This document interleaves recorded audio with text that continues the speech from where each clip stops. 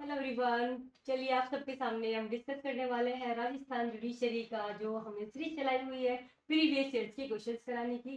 सबसे पहले आप लोगों को पता है भी, आप लोग कर भी रहे हैं कि हिंदी इंग्लिश वाला पोर्शन करा दिया है मैंने 1 to लेकर के 35 तक के क्वेश्चन 2018 के हम ऑलरेडी कर चुके हैं। ओके, और आप लोग इसको बहुत अच्छे से कर भी रहे हैं क्लास में भी और वैसे भी। तो करिए स्टार्ट करेंगे, आगे के क्वेश्चन को मैं आपको कंप्लीट करा दूंगी और इस तरीके से मेरा 2018 का पूरा प्रीवियस ईयर्स के क्वेश्चन कंप्लीट हो जाएंगे। ओके, आप इसको भी देखना, अगर किसी ने वीडियो नहीं देखी है, हिंदी इंग्लिश का मैंने अलग पोर्शन बनाया है और आपका 31 से लेकर के 35 क्वेश्चन पहले करा दिए छोटी सी वीडियो में, जिससे कि आप थोड़े थोड़े क्वेश्चन कर सके और उनको डिटेल में एक्सप्लेनेशन के साथ में पढ़ भी सके आप खुद भी, अगर आप उसमें अच्छा परफॉर्म नहीं कर पा रहे हैं। अब मैं उसके आपका 35 से लेकर के 70 तक आज कवर करा दूंगी और इस तरीके से हमारा छोटी छोटी वीडियो में 2018 का पेपर पूरा सोल्व हो जाएगा। और ये आपको करना इसलिए आवश्यक है कि वास्तव में जब तक आप प्रीवियस ईयर के क्वेश्चंस को एनालिसिस नहीं करोगे तो आपकी तैयारी चाहे कितनी भी अच्छी हो, आपको थोड़ा सा डायरेक्शन नहीं मिलने वाली है। तो आपको क्या करना है, प्रॉपर तरीके से पहले देखना है कि क्वेश्चंस का लेवल किस तरीके का है और उसी तरीके से आपको अपने क्वेश्चंस को आगे बढ़ाना है। और ये करना आपकी प्रैक्टिस के लिए कंपलसरी है। ओके, अगर आप आरजीएस देने जा रहे हो या जो भी कोई एग्जाम आप देने जा रहे हो, जब तक आप उसका प्रीवियस ईयर्स के क्वेश्चंस को प्लीज फॉलो नहीं कर रहे हो तो आपके लिए वहां पर बहुत ज्यादा नुकसान होने वाला है। चलिए, जैसे कि आप पार्टिसिपेट भी करते हैं तो चलिए स्टार्ट करेंगे। पार्टिसिपेट करना आप लोग भी रिकॉर्डेड क्लास में भी साथ करेंगे और आप लोग भी मुझे साथ साथ में आंसर करते रहेंगे। जो रिकॉर्डेड देखेगा उसको भी एक काम करना है कि प्लीज ऐसे ही बैठे जैसे कि लाइव क्लास में बैठते हैं और क्वेश्चन का आंसर करते हैं। ओके, बात करेंगे यहाँ पर हम 35 से। 35 तक हम ऑलरेडी पढ़ चुके हैं और इसके बाद हम आगे करेंगे 36 से।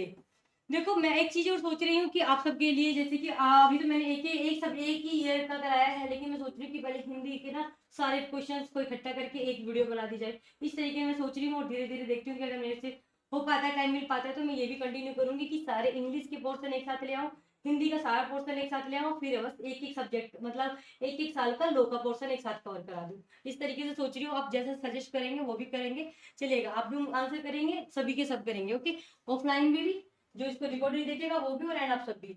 चलिए स्टार्ट करेंगे आज के सेशन के साथ में। क्वेश्चन नंबर 36 से आपका ये स्टार्ट होने वाला है। ओके, जब भी आप प्रीवियस ईयर के कोई क्वेश्चन करो या आप कोई भी ऑब्जेक्टिव क्वेश्चन कर रहे हैं तो ध्यान रखेंगे, क्या ध्यान रखोगे कि ध्यान रखना ये है कि आपको ना जो क्वेश्चन पूछा गया उसके साथ साथ में उसके रिलेटेड चीजें जो भी है ना वो भी आपको पता करनी है। ये आपके लिए बेसिक रूल है। कुछ चीजों को आपको फॉलो करना फॉर पीटी, अगर पीटी निकालना है तो कुछ चीजों को ध्यान में रखना होगा। ओके, चलिए बात करने वाले हैं यहाँ पर, which provision can court issue a warrant of arrest against a person released on bail and relinquish him to furnish sufficient security। देखा, आपके सामने इंग्लिश हिंदी में दोनों में आंसर करते रहेंगे, जैसे आप लोगों का आंसर आ जाएगा तब मैं आगे बढ़ने वाली हूँ। ओके, आंसर करेंगे स्पीडली सभी। Yes, very good. तो देखिएगा यहाँ पर बात करेंगे यहाँ पर कि पूछा गया है कि कौन से प्रोविजन के बारे में बताएंगे कि कोर्ट इशू कर सकती है वारंट अरेस्ट करने के लिए, जिसको क्या किया गया, बेल पर रिलीज किया गया है और उसको बोलेगी कि भाई अपनी फर्निश करा लो सिक्योरिटी श्योरिटीज सिक्योरिटीज। अब इसके बारे में बात करेंगे, जल्दी से आंसर करेंगे। कौन सा सेक्शन हो जाएगा हमारा 36 का राइट आंसर? टाइम नहीं लूंगी ज्यादा, जल्दी जल्दी करेंगे तो ज्यादा बेटर रहेगा। 443 में हमारा ये प्रोविजन दिया गया है, section 443। Yes, right answer, very good.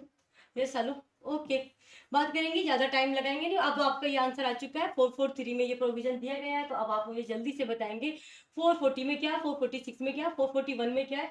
जल्दी से आप मुझे यहाँ पर बताएंगे, मैं और साथ के साथ भी लिखती रहूंगी। हाँ, आंसर इसलिए करेंगे जल्दी जिससे कि टाइम हमारा बच जाए, हमें टाइम भी थोड़ा बचाना होगा। ओके, चलिए स्टार्ट करेंगे तो जल्दी से आंसर करें और बताएं। सबसे पहले हमारा सेक्शन आता है कौन सा, 440। अगर मैं बताऊं 441, 441, सॉरी 440, 440। जल्दी से आंसर करो, क्या हो जाएगा 440 का। और जो रिकॉर्डेड देखेंगे वो भी प्लीज क्या करेंगे कि जैसे मैं सेक्शन बता रही हूँ ना, एक बार या तो रिकॉल करेंगे, अगर आप रिकॉल नहीं कर पा रहे हो तो डायरेक्ट खोल के यहीं के यहीं देख लेंगे। हाँ कि हाँ देखने से क्या होगा, अभी देख लेंगे। और जो आप देख रहे हैं तो चाहे आप मुझे देख कर भी आंसर कर सकते हो, अभी डायरेक्ट यूज कर सकते हो, कोई दिक्कत नहीं है। कम से कम इस बहाने से आप इसको देखोगे और टाइप करोगे तो आपका क्या होगा, चीजें रिकॉल हो जाएंगी, एग्जाम में आपको याद आ जाएंगी। तो पहले बेरट देखेंगे, पहले सारे सेक्शन देखेंगे, तब आगे बढ़ेंगे। प्लीज इस तरीके से ही करेंगे आप क्लासेस को, ये करना ज्यादा बेटर रहेगा। अदरवाइज तो आपकी मर्जी जैसा चाहो, बट ये तरीका ज्यादा बेटर है। तो हम बात करेंगे 40 को 440 को 440 के बारे में आपका आंसर आ भी चुका है। अमाउंट ऑफ बॉन्ड के बारे में बता रखा, क्या अमाउंट ऑफ बॉन्ड, और उसके रिडक्शंस के बारे में बता रखा है। ओके, रिडक्शन के बारे में मेरे आंसर करने से पहले आप लोग अपना जरूर देखेंगे, ध्यान रखेंगे इसका। 446 आंसर करेंगे 446 का। 446 में क्या दिया हुआ, जल्दी से आंसर करेंगे। देखो 446 हमारा बताता है प्रोसीजर किसके बारे में, प्रोसीजर बता रखा है जब आपका बॉन्ड क्या हो जाता है, प्रोसीजर सॉरी प्रोसीजर बता रखा है जब बॉन्ड फोरफिटेड हो जाता है। क्या हो जाता है, बॉन्ड फोरफिटेड हो जाता है। कि प्रोसीजर व्हेन बॉन्ड क्या हो चुका है, फोरफिटेड हो चुका है, फोरफिटेड हो चुका है यानी कि जब्त हो चुका है, तब का प्रोसीजर बता रखा है। ओके, एंड अगर हम बात करेंगे यहाँ पर 441 441 के बारे में बात करते हैं, तो 441 किस बारे में बात करता है, ध्यान से देखेंगे। 441 बात करता है हमारा, आंसर करें आप लोग भी, यस वेरी गुड। 441 हमारे स्पेसिफाई करता है बॉन्ड ऑफ एक्यूज, किसका, bond of accused and secure, bond के बारे में बात की गई है यहाँ पर सारे, एक्यूज का, bond of accused. Okay, accused हो जाएगा, एक्यूज एंड जो भी श्योरिटीज है वो श्योरिटीज। आगे देखेंगे इससे आगे का प्रोविजन, यहाँ तक आप लोग आंसर कर रहे हैं, very good, yes yes Harshit, very good, yes Shalini, yes good. आगे देखेंगे यहाँ पे, अब थोड़ा सा कम ध्यान दूंगी, बस आपके क्वेश्चंस पे ध्यान दूंगी और आगे से जल्दी मैं क्वेश्चंस कवर कराने की कोशिश करूंगी, एंड बट आपका आंसर मैं चेक भी करती रहूंगी साथ साथ में। ओके, देखेंगे यहाँ पर नेक्स्ट क्वेश्चन, एक सेकंड का वेट करेंगे। क्वेश्चन नंबर 37 देखेंगे कि in which of the following case, यहाँ पर सुप्रीम कोर्ट, ये बताना है आप लोगों को कि किस केस में सुप्रीम कोर्ट ने case arising from the negotiable instruments के बारे में बात की गई। Supreme court held that in case of arising, कहाँ पर, arising from negotiable instrument act, successive sentence may be, कौन सा, successive sentence may be directed to run concurrently, both transaction are part of a single transaction. आप देख रहे हो ना, दो तरीके की पनिशमेंट का प्रोवाइडेड किया जाता है, एक तो होता है आपका कंकरेंटली, एक कॉन्जिक्यूटली। कॉन्जिक्यूटली इनका क्या मतलब होता है, अगर हम बात करते हैं, कंकरेंटली तो होता है एक साथ दोनों सजा एक साथ चल रही है। कंकरेंट लिस्ट पढ़ते हैं ना आप, जैसे कि इसमें कंकरेंट में क्या होता है, सेंटर और स्टेट दोनों कानून बना सकती है, एक साथ पावर दिया, वो कंकरेंट होता है एक साथ चलना। ओके, और कॉन्जिक्यूटली क्या होता है, एक सजा पूरी हुई, दूसरी बाद के बाद दूसरी स्टार्ट हुई, ये एक होता है हमारा कॉन्जिक्यूटली। ओके, कॉन्जिक्यूटली क्लियर बात है। यहाँ पर इसके बारे में बात करेंगे तो यहाँ पे बोला गया कि नेगोशिएबल इंस्ट्रूमेंट के बारे में बताया गया कि सक्सेसिव सेंटेंस जो होगी ना वो हमारी क्या हो सकती है, कंकरेंटली हो सकती है, both transaction as part of a single transaction.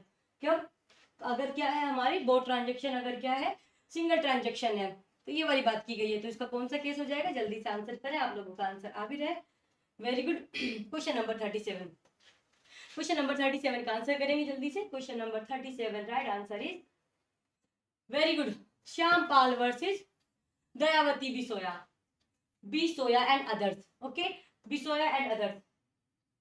आगे देखेंगे next, which provision of Indian Evidence Act stipulates that the fact of the woman being habituated to sexual intercourse will not be relevant, or relevant नहीं माना जाएगा on the issue of a consent in the prosecution for rape or outraging the modesty of the said woman। देखो किसके बारे में, evidence के most important section है, आप लोगों को इसके बारे में पता होना चाहिए। ओके, जल्दी से आंसर करेंगे, 38 का राइट आंसर हो जाएगा। सेक्शन जो हमारा 53 का ए बात करता है। ओके, 53 का राइट आंसर हो जाएगा, लेकिन आप मुझे बताएंगे 50 किस बारे में बात करता है, बहुत इंपॉर्टेंट है 50। 50 बताएं जल्दी से, 50 बताएं, 54 बताएं, 51 बताएं। ओके, 50 तो रिलेशनशिप के ओपिनियन के बारे में आपको पता ही है, क्या बताता है वो, ओपिनियन किसकी, रिलेशनशिप की। ओके, और बात करें 51, आप लोगों को पता ही है, ग्राउंड ऑफ ओपिनियन। यस, अब लोग आंसर करेंगे, बट मैं ज्यादा क्वेश्चन सोल्व कराने में टाइम दूंगी, फटाफट करेंगे। 54 आपको पता ही है किसके बारे में बात करता है, हमारा कैरेक्टर के बारे में बात करता है, कि प्रीवियस बैड कैरेक्टर जो होता है हमारा, प्रीवियस बैड कैरेक्टर अगर बात करते हैं, सॉरी, प्रीवियस बैड कैरेक्टर जो होगा हमारा वो रिलेवेंट नहीं होता है। मतलब bad character not relevant, but हो सकता है कब, एक्सेप्ट इन रिप्लाई, एक्सेप्ट इन रिप्लाई, जब रिप्लाई की बात होती है तब हो सकता है। अदरवाइज बात की गई है कि जो हमारा बैड कैरेक्टर होता है, previous bad character not relevant except reply, reply को छोड़ करके। ओके, ये बातें हो गई। आगे देखेंगे यहाँ पर तो ये हो गया हमारा, यहाँ तक कंप्लीट हुआ। In reference to the trial of summon cases by a magistrate which of the following statement is correct. आपको इसमें क्या बताना है, इसमें करेक्ट स्टेटमेंट के बारे में बताना है। ओके, देखेंगे the court shall frame charge, यहाँ पे बताना कि कौन सा स्टेटमेंट करेक्ट है, किसके बारे में, समन केसेस के बारे में बताना। ध्यान से पढ़ेंगे कि the court shall frame charge after the hearing the accused. अब यहाँ पे तो देखो समन ट्रायल उसमें तो नहीं होते फ्रेमिंग चार्जेस की।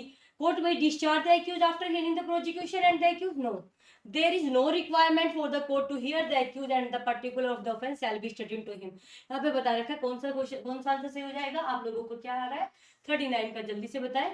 39 का राइट आंसर इज, जो मैंने आपको बताया, वेरी गुड, सभी का आंसर ठीक है। ये 3 का 9, सॉरी 39 का 3। ओके, अब बात करेंगे यहाँ पर राम जब पिलग्रिमेज जाने की यात्रा पर जा रहा था, उसके बारे में बात करेंगे। Ram while going on pilgrimage interested कर देता है बॉक्स जिसमें ज्वेलरीज होती है अपने नेबर को, जब वो बाहर जा रहा होता है यात्रा पर, तीर्थ यात्रा पर जा रहा होता है, तब की बात कर रहे हैं। Okay, Shyam dishonestly with the intent to commit mischief, mischief की इंटेंशन से break open the box without having any authority, Shyam has committed the offence. अब आपको बताना है बच्चों कि जब वो उसने उसको सौंप दिया, सौंपने के बाद उसने उसकी विद इंटेंशन कैसी, उसको मिसचीफ करने की, उसको ब्रेक मतलब मिसचीफ की इंटेंशन से, intent to commit the mischief, mischief वो क्या कर देता है, उसको ओपन कर देता है। तो उसने कौन सा सेक्शन में ऑफेंस कमिट किया, आपको आंसर करना है। जल्दी से 40 का आंसर करेंगे। क्वेश्चन नंबर 40, बहुत अच्छा आंसर, बिल्कुल सही है हमारा। ये आ जाएगा सेक्शन 462 में, 462 में, किस में आ जाएगा आपका क्वेश्चन नंबर 40। 40 का राइट आंसर क्या हो जाएगा, 462। ओके, 406 किसके बारे में बताता है, 405 में हमारा सीबीटी है, CBT criminal breach of trust है। ओके, अगर हम बात करते हैं 406 में, उसकी पनिशमेंट हो जाएगी, क्या हो जाएगी बच्चों, पनिशमेंट हो जाएगी सीबीटी की, क्रिमिनल ब्रीच ऑफ ट्रस्ट की पनिशमेंट किस में हो जाएगी, 407 में, 406 में हो जाएगी। 379 की अगर मैं बात करती हूँ तो 378 में आप लोग क्या पढ़ते हैं, थेफ्ट पढ़ते हैं, और थेफ्ट की पनिशमेंट कहाँ हो जाएगी, तो फिर 379 कितने में हो जाएगी, 379 में हो जाएगी। ओके, यहाँ तक क्लियर आपको, आगे बढ़ते हैं। 462 के लिए वो लाइबल माना गया है। यहाँ पर आगे देखेंगे next question, in which of the following situation the general principle of presumption of innocence, innocence of a child in conflict with law shall not be applicable. यहाँ पर कहाँ पर एप्लीकेबल नहीं होगी, उसके बारे में बात करेंगे। ओके, आपको आंसर करना है, जल्दी से आंसर करेंगे कि क्वेश्चन नंबर 41 है। 41 में आपको बताना है कि यहाँ पर जो जनरल प्रिंसिपल है ना, इनोसेंस की, child in conflict with law की, शैल नॉट बी एप्लीकेबल, वो एप्लीकेबल नहीं होगी, उसके बारे में आंसर करेंगे 41 का।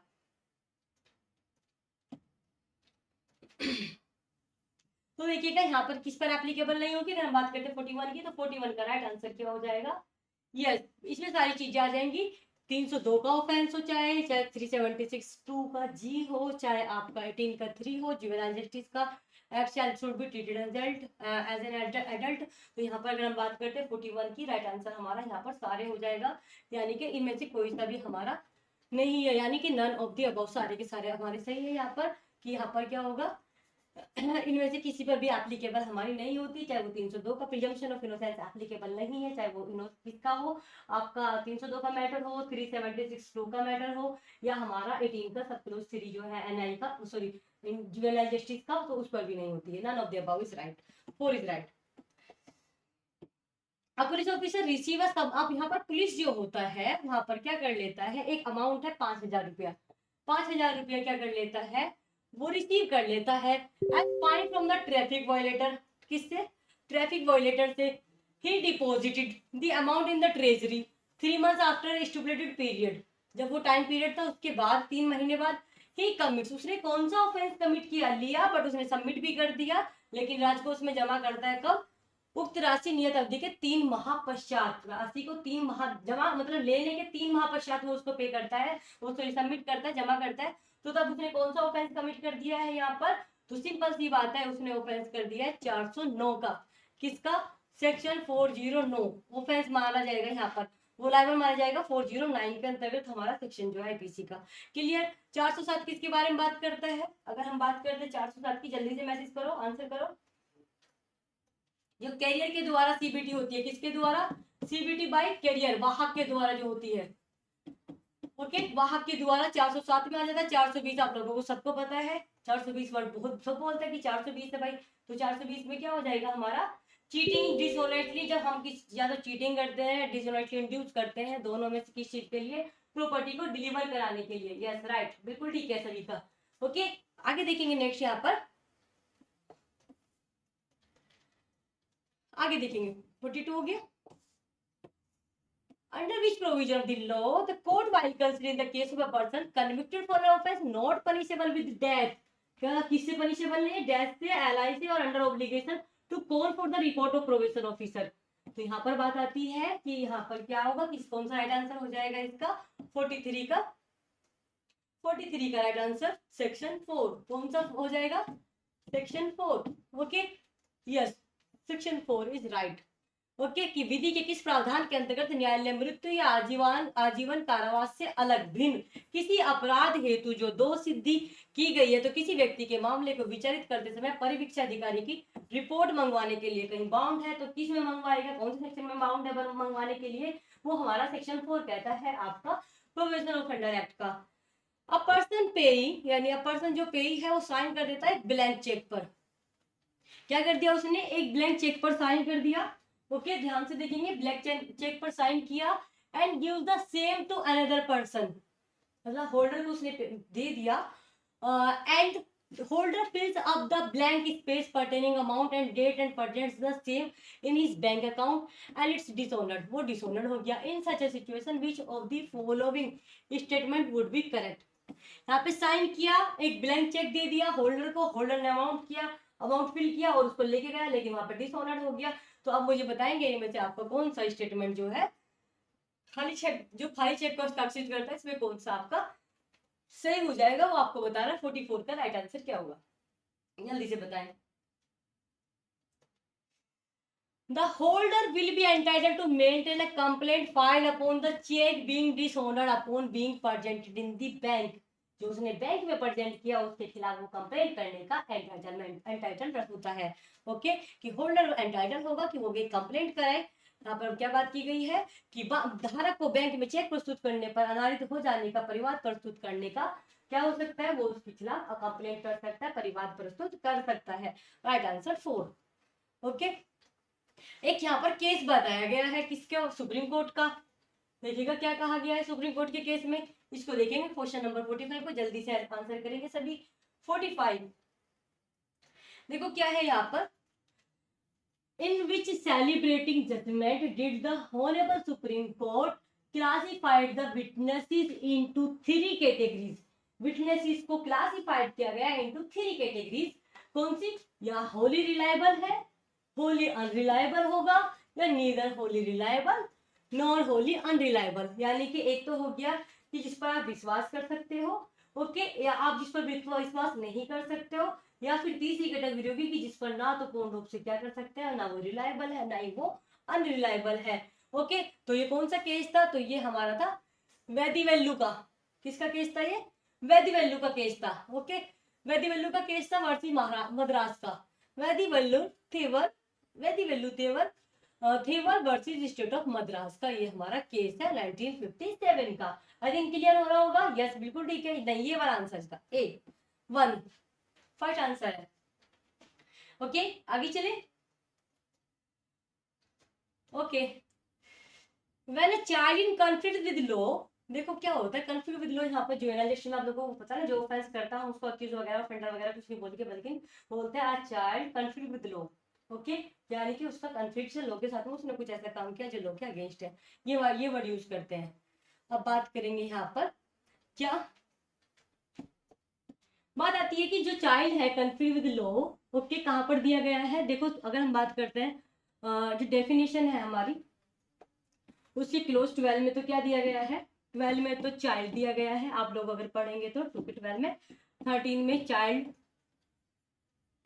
इन कॉन्फ्लिक्ट विद लॉ हो जाएगा।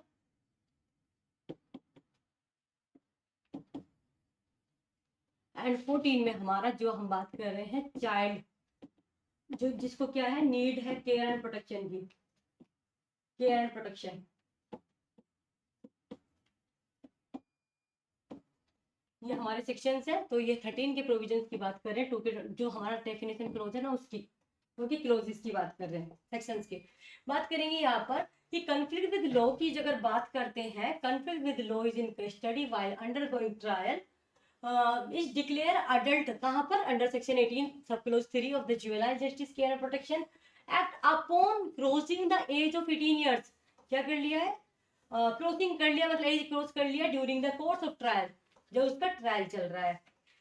विच of the following option is available to the trial court, यानी कि जब विधि का उल्लंघन करने वाला किशोर जो अभिरक्षा में है, तो विचारण के दौरान 18 वर्ष की आयु उसने क्रॉस कर ली है, पार कर ली है, तो किशोर न्यायालय बालकों की देखरेख और संरक्षक अधिनियम की धारा 18(3) के अंतर्गत व्यस्त घोषित किया जाता है।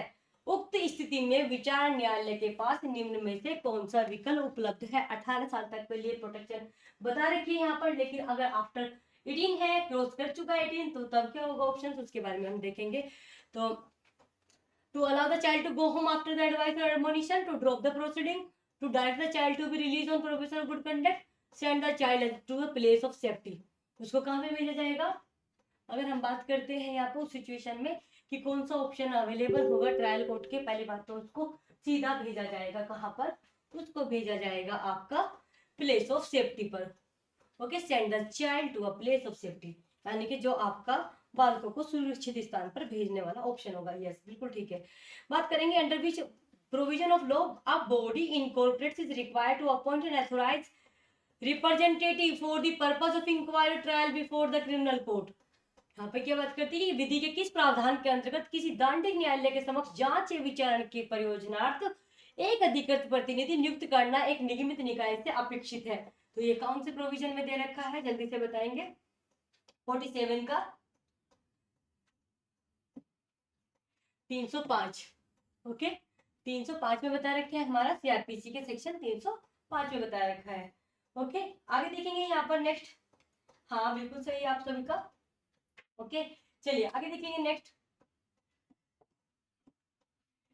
फॉलोइंग स्टेटमेंट इज करेक्ट, यहाँ पर बोला गया है कि कौन सा स्टेटमेंट करेक्ट है कि presumption under 113A of the Indian Evidence Act would be attract if the marriage of the accused and the deceased took place more than 7 years, यानी कि भारतीय साक्ष्य अधिनियम की धारा 113 क्या कि उपधारणा आकर्षित होगी, कब होगी, ध्यान से सुनेंगे, यदि अभियुक्त तथा मृतक का विवाह महिला की आत्महत्या से 7 वर्षों से अधिक अवधि पूर्ण हुआ हो और एवं अभियोजन द्वारा मृत्यु से ठीक पूर्ण क्रूरता स्थापित की गई। ध्यान से समझने की जरूरत है इनमें से कौन सा सही है, क्योंकि बहुत बेसिक छोटा सा अंतर है, वो आप देखेंगे यहाँ पर।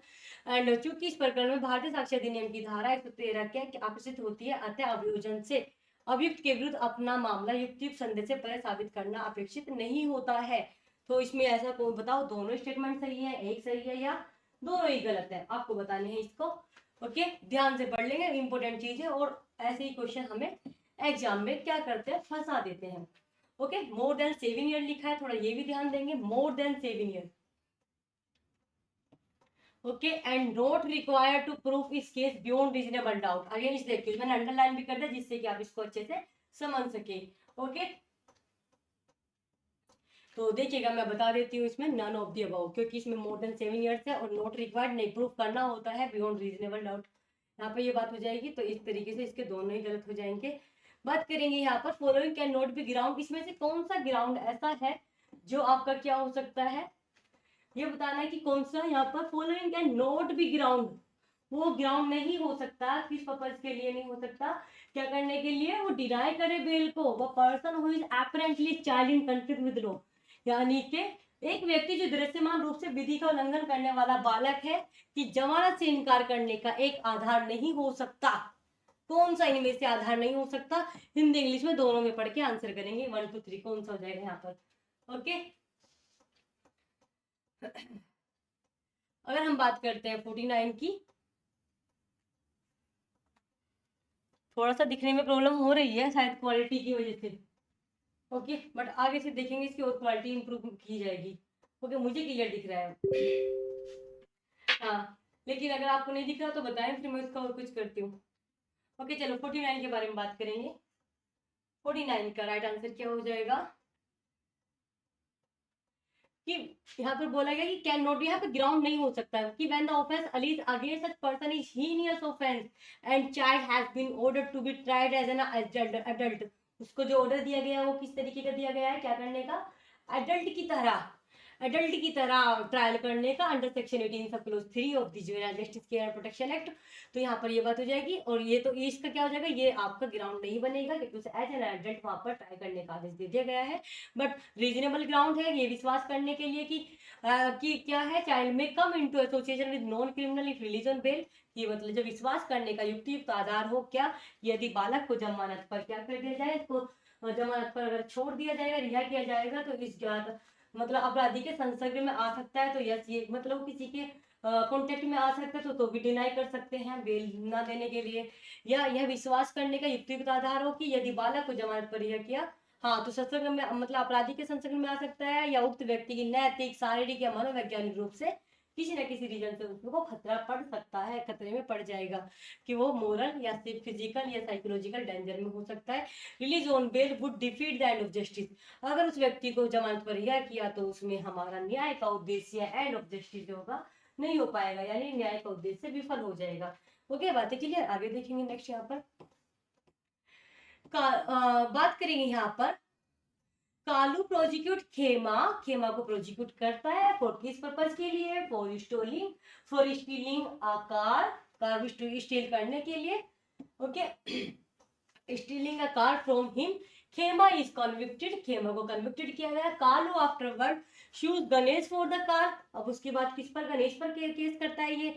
विच खेमा हैड सोल्ड टू हिम, जिसने उसको बेचा था खेमा ने। Before his conviction the judgment of conviction of Khema in the suit between Kalu and Ganesh is, क्या ये रिलीवेंट होगा या इररिलेवेंट होगा, या अगर हम बात करते हैं ओनली प्रायर परमिशन से रिलीवेंट होगा, इनमें से कौन सा सही होगा, आप फटाफट बताएंगे। यस, सभी बताएंगे, 50 का आंसर करेंगे। 50, अरे रुको, ये 50 में यार सही नहीं दिया गया क्योंकि गलत है, इसको वहां पे ना हमने देखा था, उसमें डिलीट किया था, इसको छोड़ो। ओके, ये तो है ही नहीं यहाँ पे। ओके, डिलीटेड चाहिए हमारे उसमें भी, ऑफिशियल में भी। विच provision of CrPC provides protection against double jeopardy, double jeopardy को बताने की जरूरत नहीं है, हमारा 300 में आता है सीआरपीसी का, कहाँ आता है सीआरपीसी के। अगर हम बात करते हैं सीपीसी का कहाँ आता है, फटाफट बताएंगे, सीपीसी का आता है ये तो हो जाएगा 300 हमारा प्रोटेक्शन अगेंस्ट डबल जियोपार्डी। अगर मैं बात करूँ यहाँ पर तो यहाँ पे देखेंगे सीआरपीसी का तो हो गया 300, और आप लोग भी जल्दी जल्दी कमेंट करेंगे, बताएंगे इसको। और अगर मैं बात करती हूँ किसका, हाँ, अब बात करेंगे यहाँ पर एविडेंस, एविडेंस का सेक्शन 40 आ जाएगा। और बात करती हूँ मैं सीपीसी, तो सीपीसी का सेक्शन कितना हो जाएगा, सेक्शन 11 हो जाएगा। और हम बात करते हैं आर्टिकल कौन सा कॉन्स्टिट्यूशन का, 20 का सब क्लोज कौन सा, 2, डबल जियोपार्डी के नाम से जाना जाता है। ये सारे प्रोविजन हमारे एक दूसरे से रिलेटेड है, इन सबको आपको पता होना चाहिए। मेन तो यही है, और 2-4 चीजें हैं बट अभी हम इनको देख लेंगे। ओके, ये सब तो इसका राइट आंसर 300 हो जाएगा। ओके, आगे देखिए यहाँ पर अब आपका आता है केस, कौन क्या आता है, केस आता है। देखिएगा केस के बारे में बात करते हैं कि बात करेंगे यहाँ पर in which judgment the Honorable Supreme Court laid down a complaint based on a second or successive dishonor of check। Second और सक्सेसिव डिसऑनर ऑफ चेक की बात कर रहे हैं यहाँ पर, इज मेंटेनेबल, अगर क्या, if no complaint based on earlier dishonour of cheque followed by statutory notice issue on the basis. यहाँ पे क्या बात कर दिया गया है कि ये किस निर्णय में कहा गया है, क्या, कि जो जारी नोटिस के आधार पर कोई परिवाद प्रस्तुत नहीं, सॉरी एक सेकेंड, क्या बात की गई है यहाँ पर, यहाँ पे बात किया गया है कि किस निर्णय में माननीय सुप्रीम कोर्ट ने यह निर्धारित किया कि यदि चेक के पूर्व अनादरण व इस हेतु जारी नोटिस के आधार पर कोई परिवाद प्रस्तुत नहीं किया गया हो तो चेक के द्वितीय या पश्चातवर्ती अनादरण होने के आधार पर परिवाद पोषणीय है। देखिएगा यहाँ पर क्या बात कर दी गई है, सपोज करो पहले किया गया था, पहले आपका क्या हुआ, आपने डिसऑनर्ड हुआ, आपने कोई मतलब केस नहीं किया उस पर, लेकिन क्या जब दोबारा आएगा तो क्या दोबारा भी नहीं होगा? तो वहां पर बोला गया कि यस वो मेंटेनेबल है, दोबारा हो सकता है, कि चेक इज मेंटेनेबल अगर कोई कंप्लेंट नहीं की गई थी पहले डिसऑनर्ड ऑफ चेक होने पर, ये वाली बात आती है। तो 52 का राइट आंसर हमारा क्या हो जाएगा? कौन सा केस था जिसमें सारी बातें बताई गई थी? तो 52 का अगर हम बात करते हैं राइट आंसर हमारा, हाँ क्या बोलेंगे इसको, एम एस लेदर बनाम एस पल्ली अपन एवं अन्य, यानी कि M S leathers versus Palaniappan and others का ये अनदर्स का केस है, ये ध्यान रखेंगे। ओके, आगे देखेंगे नेक्स्ट यहाँ पर क्वेश्चन नंबर 53 की, अंडर विच, यहाँ पे बात करना है सीआरपीसी का सेक्शन है, सेक्शन के बारे में बात करने वाले हैं कि under which provision of law, under which provision of law the session court can make a reference to the high court, किसके लिए? regarding the validity of any act, ordinance, regulations and determination of which is necessary for the disposal of the case। इसका answer करेंगे कि विधि के किस प्रावधान के अंतर्गत एक सेशन न्यायालय किसी अधिनियम, अध्यादेश या विनियम की विधि मान्यता के संबंध में उच्च न्यायालय को रेफर कर सकता है, जिसका अवधारण मामले को निपटाने के लिए बहुत ज्यादा आवश्यक होता है। ये तो सबका फेवरेट क्वेश्चन है और सबको इसके बारे में अच्छे से पता होता है। 53 का आंसर करेंगे 395, बिल्कुल ठीक बात। 395 में क्या दिया गया है? रेफरेंस के बारे में तो बता रखा है कि वहां पर क्या किया जाता है, आपका रेफरेंस किया जाता है। रेफरेंस किसको होता है? तो रेफरेंस हमारा हाई कोर्ट को होता है। ओके, यस वेरी गुड, बहुत सही। तो आप मुझे 396 बताएंगे जल्दी से, 396 किस बारे में बात करता है? ये इसको 396 ही बना देते हैं। 396 बताएं जल्दी से, ऊपर लिखा हुआ है, जल्दी से थोड़ा बताएंगे तो आगे बढ़ेंगे।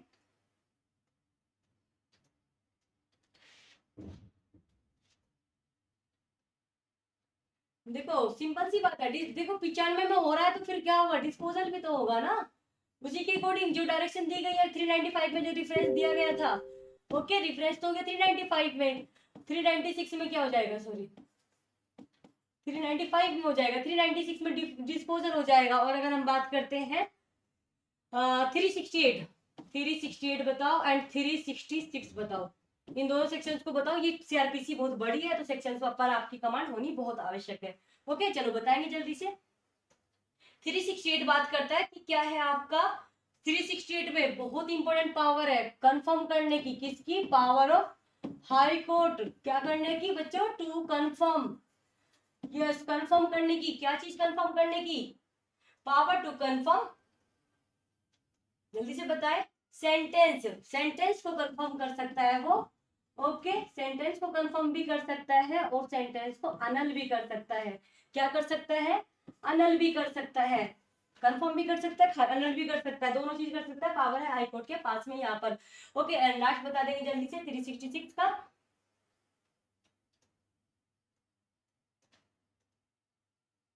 यहाँ पर जो आप देखते हैं ना 366 में जो सबमिशन नहीं किया जाता है देन सेंटेंस को कंफर्मेशन के लिए, तो सबमिशन के बारे में बात करें। यस बिल्कुल ठीक है आपका आंसर, यस हाँ सबमिशन किया जाता है यहाँ पर। ओके चलिए आगे बढ़ेंगे, नेक्स्ट देखेंगे।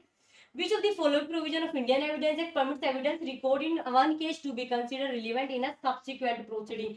Subsequent proceeding में वो relevant माना जाता है कि आपका अगर पहले earlier recorded हुआ है तो वो subsequent proceeding में भी क्या हो जाएगा? relevant माना जाएगा। तो कौन सा सेक्शन बात करता है? बहुत अच्छा क्वेश्चन है, आंसर जल्दी करेंगे इसका। 33, यस 33 तो बात करता है। 32 में तो टाइम डिक्लेरेशन है ही, हमारी एक्ट ऑफ नोटिफिकेशन है ही, यहाँ पे लॉ बुक्स है ही आपका। ओके यस 33 में बता रखा है, जो पहले आपने कोई वो किया हुआ है स्टेटमेंट तो वो आपका आगे भी रिलेवेंट हो सकता है। 55 पर देखेंगे जल्दी से, अच्छे से कर रहे हैं आप लोग, वेरी गुड। आप भी रिकॉर्डेड वाले भी ऐसे करेंगे, प्लीज करेंगे, मेरे कहने से करेंगे, करेंगे तो ज्यादा बेनिफिशियल रहेगा, अदरवाइज तो सुनने से वो बातें निकल जाती है दिमाग से। ओके आगे चलेंगे 55 पर। Under this provision of law can a court direct any person to write any words or figures for comparison of handwriting. Handwriting का सिद्धांत भी आता है, प्रिंसिपल ऑफ सॉरी कंपैरिजन का सिद्धांत भी आता है, प्रिंसिपल ऑफ कंपैरिजन। ओके तुलना, तुलना का सिद्धांत, इसके बारे में बताएंगे क्वेश्चन नंबर 55। 73 में जो है कंपैरिजन का सिद्धांत कहां पर है? 73 में तो है। Okay yes okay Indian evidence का बताओ, सीआरपीसी दे रखा है तो सीआरपीसी तो वैसे भी नहीं हो सकता यहाँ पे, एक ही तो एविडेंस का उसी में तो हो रहा है वहां पर। ओके वहीं पे तो करेंगे यहाँ पे हैंड राइटिंग वगैरह कंपेरिजन, तो वैसे भी आंसर आपका सही हो जाएगा इसमें। सेक्शन 73 है किसका, एविडेंस का। किस प्रोविजन में एम्पावर क्रिमिनल कोर्ट की वो रिकॉल भी कर सकती है और री एग्जामिन भी कर सकती है विटनेसेस को क्रिमिनल केसेस में। ओके, आप लोगों को प्रॉपर दिख पाए इसलिए साइड से पढ़ा रही हूँ जिससे कि आप अच्छे से करें, क्योंकि मुझे हाँ आप लोग बोल रहे हैं तो थोड़ा स्क्रीन पे कम दिख रहा है। ओके, वैसे इधर क्वालिटी अच्छी है, बस पता नहीं क्यों हो रहा है। देखो अब यहाँ पर तो 217 में भी है और 311 में भी है, दोनों प्रोविजन दोनों सेक्शन सही है, तो इसका राइट आंसर हमारा कौन सा हो जाएगा बच्चों, 3 हो जाएगा। जिसमें ज्यादा टाइम नहीं देना, मैं उसे जल्दी करा रही हूँ। यहाँ पे बताना है कि कौन सा केस बोलता है honourable supreme court decide the issue of a territorial jurisdiction. किसका, टेरिटोरियल ज्यूरिडिक्शन का of the court to entertain a complaint under the negotiable instrument in reference to amending ordinance. 2015 का जो अमेंडिंग ऑर्डिनेंस था ना उसके बारे में है। ओके यस, हिंदी इंग्लिश दोनों दिखा देती हूँ, डोंट वरी। ओके, अब बताएंगे 57।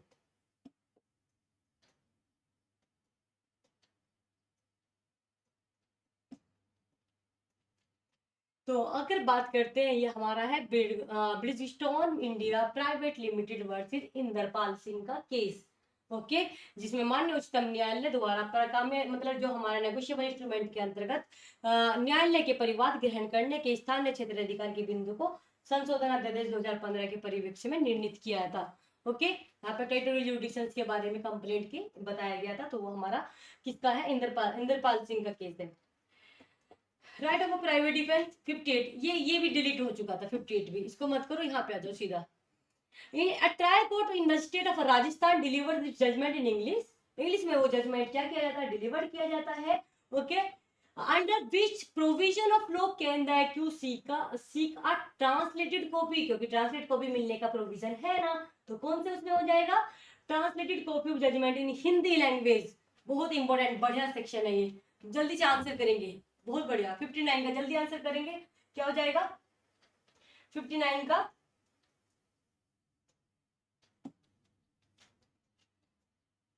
थ्री 64। यस, 353 में हमारा क्या है, जल्दी से बताएंगे। 353 किसके बारे में बात करता है, मैंने लिख भी दिया है, फिर भी आप मुझे बताएंगे जल्दी से, जल्दी आंसर करें सभी। जजमेंट लिखा था, जजमेंट, जजमेंट यस, जजमेंट हो जाएगा। 362 क्या है, बहुत इंपॉर्टेंट है, पूछा जाता है। 362 ऑफ सीआरपीसी। ओके, एंड 364 आपने देखा, यहाँ पर 363 के बारे में बताना है, देखिएगा। तो 353 हमारा हो गया क्या, जजमेंट हो गया। और अगर हम बात करते हैं यहाँ पर 362 बहुत क्या बात करता है कि कोर्ट जो है अल्टर नहीं करेगा, court not to alter judgment, not to alter judgment.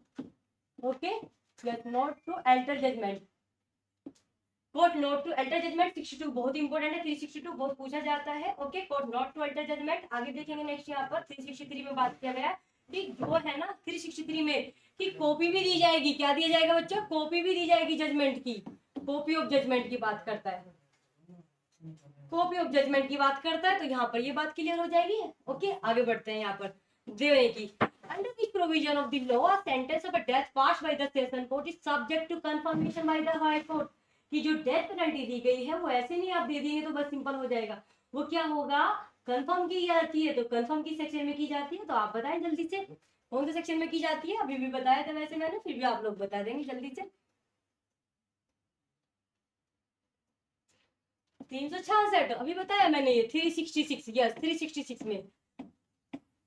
Okay, 366 is right answer. 366 में बताया गया है कि कंफर्म किया जाता है यहाँ पर। ओके, आप देखते भी है ना कि वो डेथ पेनल्टी दी जा सकती है बट कंफर्मेशन करने के बाद दी जाती है। ओके, ये 61 जो था हमारा, ये 61 भी हमारा क्या हो गया था, रिपीट हो गया था, मतलब हटा दिया था यहाँ पर, ये भी गलत था आपका। चलो 62 की तरफ बढ़ते हैं, आगे देखेंगे यहाँ पर कि the trial court while recording evidence, जब कोर्ट जो है ट्रायल जब वो एविडेंस रिकॉर्ड कर रहा होगा, evidence in case of in a case wherein the accused in a custody record the evidence of witness without ensuring presence of the accused in the court, which of the following statement would be correct, इनमें से कौन सा statement correct होगा वो आप लोगों को बताना है। जल्दी से आंसर करेंगे, 62 का कंप्लीट होने वाला है आपका, जल्दी से बताएं 62 का राइट आंसर क्या हो जाएगा। Right answer is 1, yes very good, क्या हो जाएगा 1। The judgment pass by the trial court in such proceeding would be vitiate by the virtue of, किस वर्च्यू से हो जाएगा, बाय वर्च्यू ऑफ 273 का 1। Okay 273 1 of CrPC. ओके इस तरीके से हो जाएगा। आगे देखेंगे यहाँ पर नेक्स्ट है Which provision is to place the lunatic can be competent witness? कौन से में lunatic भी competent witness हो सकता है? ये तो आप लोग बहुत अच्छे से पढ़ते हैं, सभी को पता होगा, जल्दी से बताएंगे। 118 है, 118 बताता ना, who may be testified, who may be testified बता रखा है ना यहाँ पर, who may be testified। Okay yes, आगे देखेंगे नेक्स्ट यहाँ पर who may be testified हो गया, इसमें आगे देखेंगे in which of the following judgment the Honorable Supreme Court handled where an act of domestic violence commenced prior to enactment of the Protection Act के prior commencement से की बात कर रहे हैं, Protection of Women from Domestic Violence Act and continue even thereafter also in such a situation the aggrieved person is entitled to protection of the act। यहाँ पे बात किया गया है कि इनमें से किस केस में माननीय उच्च न्यायालय ने यह निर्धारित किया था कि जहाँ घरेलू हिंसा का एक कृत्य घरेलू हिंसा से स्त्री का संरक्षण अधिनियम के प्रवर्त होने से पूर्व आरंभ हुआ हो तथा इसके पश्चात भी वो जारी हो, एक्ट के आने से पहले हुआ हो बट वो अभी कंटिन्यूएंस हो, अभी वो चल रहा है, एक्ट आने के बाद भी चल रहा है, ऐसी स्थिति में व्यथित व्यक्ति इस अधिनियम का संरक्षण प्राप्त करने का अधिकारी है कि वो भी इसमें अपना प्रोटेक्शन ले सकता है, वो अपने अगेंस्ट मतलब दूसरे व्यक्ति के अगेंस्ट फाइल कर सकता है एप्लीकेशन। इसमें ये बात कही गई थी कि नहीं इसमें आप प्रोटेक्शन ले सकते हैं, चाहे वो आप पहले से वो हो रहे हो, डोमेस्टिक वायलेंस हो रहा बट एक्ट के आने के बाद भी कंटिन्यू है, तो आप यहाँ पर अपना प्रोटेक्शन ले सकते हैं डीवी एक्ट में, डोमेस्टिक वायलेंस वाले एक्ट में। तो यहाँ पर बात की गई थी, कौन सा केस था ये, आपका 64 है, जल्दी से बताएंगे आंसर। पहले केस है सरस्वती बनाम बाबू का केस है हमारे यहाँ पर, पहला आंसर क्या हो जाएगा आपका, सरस्वती बनाम बाबू, सरस्वती बनाम बाबू का ये केस है। Okay under which provision of the court acquitting the accused required to be take a bond from his appearance on the higher court। यहाँ पे बात करेंगे 65 का, 65 में सिंपल सा है, ये हमारा बॉन्ड की बात 437 का ए करता है, कौन करता है, 437 का ए करता है। देखो 439 में किसकी पावर दे रखी है, बहुत इंपॉर्टेंट है, 439 में पावर दे रखी है, किसकी दे रखी है, स्पेशल पावर है, किसकी पावर है यहाँ पर, special power, special power to high court और सेशन कोर्ट दोनों को पावर दे रखी है। 436 में मैक्सिमम पीरियड की बात की गई है। Okay maximum period, yes maximum period की बात की गई है, अगर आप मैक्सिमम पीरियड को भी कर लेते हैं वहां पर। और 437 ए के बारे में बात करते हैं यहाँ पर, 437 ए के बारे में बताएंगे, बहुत ही सॉरी एक सेकंड, हाँ 65 हो गया हमारा, 437 हमने देख लिया यहाँ पर, 437 में बता दी गई बात है। 436 बात करता है bailable in the bail sorry bail in the bailable offence, bail मिलती है यहाँ पर बेलेबल ऑफेंसेस में। ओके बेलेबल ऑफेंसेस में आगे देखेंगे नेक्स्ट, 65 हो गया, 66 पे बात करेंगे नेक्स्ट आपका, विच of the following document can not be admitted evidence in a criminal trial without formal proof. Without formal proof के बारे में बात करेंगे, जल्दी से आंसर करेंगे 66 का, 66 का राइट आंसर हमारा हो जाएगा। देखो जब भी आप डॉक्यूमेंट्स के बारे में बात करें कि उनको एडमिट नहीं कर सकते क्रिमिनल ट्रायल में विदाउट फॉर्मल प्रूफ, तो वो कौन से हो जाएंगे, देखो जो रिपोर्ट इश्यू की गई है गवर्नमेंट के, ये भी हो सकता है, रिपोर्ट इश्यू की गई है गवर्नमेंट हैंड राइटिंग एक्सपर्ट्स के द्वारा, या कोई डॉक्यूमेंट्स है जो जो एडमिट किया गया है आपका अपोजिट पार्टी के द्वारा, तो इसका राइट आंसर हो जाएगा 1 certified copy of public document. Okay without formal proof which of the following document can not be admitted, तो 66 का क्या हो जाएगा, 66 का राइट आंसर इज 1। आगे देखेंगे metropolitan magistrate sentence and accused, एक मेट्रोपॉलिटन मजिस्ट्रेट जो सेंटेंस कर देता है एक्यूज को of the theft for 3 months, कितने दिन के लिए, 3 महीने के लिए, सिंपल इम्प्रिजनमेंट, फाइन 200 रुपए का। एक्यूज जो है वो अपील करना चाहता है, तो कहाँ पे करेगा भाई अपील वो, आप लोग मुझे बताएंगे। मेट्रोपॉलिटन मजिस्ट्रेट ने पनिशमेंट दिया है कितना, ध्यान रखेंगे, थेफ्ट के लिए था 3 महीने का और सिंपल इम्प्रिजनमेंट और फाइन है 200 रुपए का, तो तब इसको कहाँ पर जाएंगे आप इसको लेकर के फाइल वो अपील में, ये बताना आपको। अरे भाई कहीं भी अपील नहीं होगी। इस टाइम इसकी बोला गया ना कि अगर पैटी इनमें जो आपका ऑफेंसेस होते हैं, पैटी नहीं सॉरी, इनमें इस तरीके की अमाउंट दी गई है तो कोई भी अपील फाइल नहीं की जाएगी, क्योंकि यहाँ पर किसने इतना पास किया है, मतलब यहाँ पर 3 महीने का किया है और आपका फाइन 200 रुपये है, तो यहाँ पर कोई भी किसी भी तरीके की आपकी अपील नहीं की जाएगी। 67 में ये बात कही गई है। क्लियर हुआ? आगे देखेंगे यहाँ पर। Public servant a while discharging his official function, कोई पब्लिक सर्वेंट है जब अपना ऑफिशियल फंक्शन डिस्चार्ज कर रहा है, issue a document with incorrect particular उसने दिए हैं, knowing that by his action is likely to harm another public servant be, the public servant is responsible for which of the following offences. यहाँ पर जो ये किस ऑफेंस के लिए लायबल माना जाएगा वो आप लोगों को बताना है जल्दी से। ओके, लोक सेवक है यहाँ पर,